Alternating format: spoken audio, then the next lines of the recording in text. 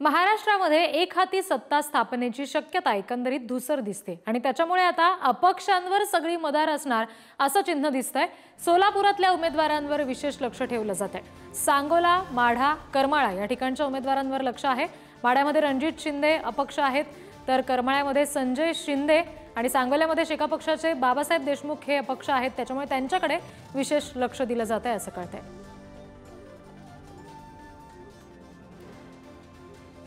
आणखी तपशील आपण घेणार आहोत प्रतिनिधी माऊली डांगे यांच्याकडून। माऊली, या अपक्ष उमेदवारांमध्ये आता नेमकी कोणती नावं आहेत ज्यांच्या विजयाचा विश्वास सध्याच्या क्षणाला व्यक्त होतोय आणि त्याच्यामुळे सत्ता स्थापनेच्या दृष्टीने त्यांच्याकडे विशेष लक्ष असं म्हणता येईल? आपण पाहिलं तर एकंदरीत सत्ता स्थापनेसाठी महायुती असेल किंवा महाविकास आघाडी असेल, दोन्ही पक्षांकडून आता ही रणनीती आखली जाते की जे काल सर्वे झाल्यानुसार महायुतीला जो कल दाखवला आहे, परंतु अपक्ष उमेदवार जास्तीत जास्त निवडून येतील असं सांगितलं जातंय।